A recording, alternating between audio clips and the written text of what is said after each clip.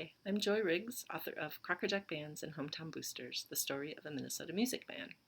This is an excerpt from the end of Chapter 7. Ever since we started working on the G. Oliver project, I'd wanted to record an interview with my dad.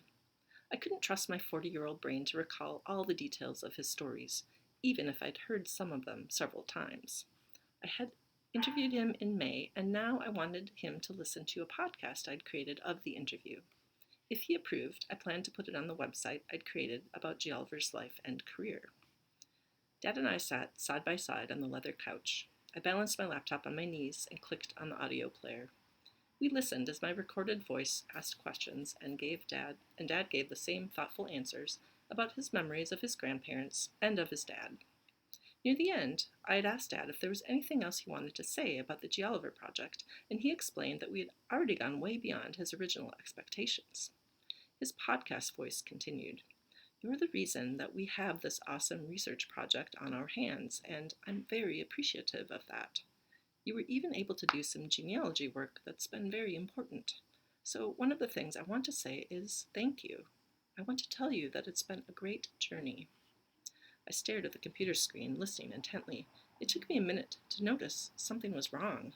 Dad's broad shoulders were heaving up and down, his head was bent toward his belly, and tears streamed down his face. Had something I said upset him? I'd never seen Dad cry like that, not even during those scary hours a decade earlier when my mom underwent surgery for ovarian cancer.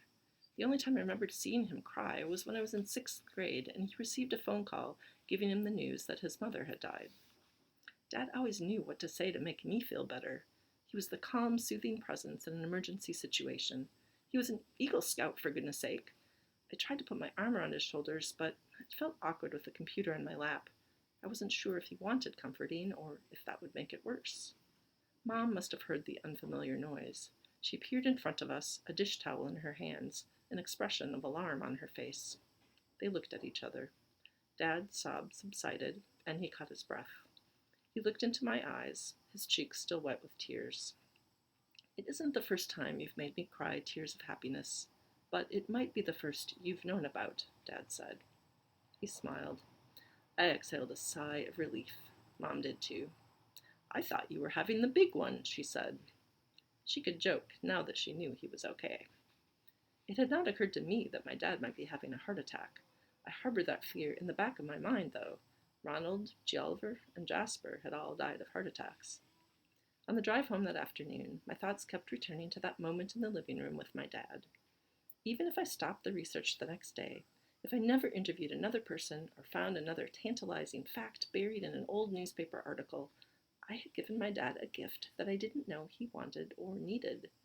I had given him the chance to look at his life and his family from a different perspective, to fill in some puzzle pieces he didn't realize were missing. Thanks for listening.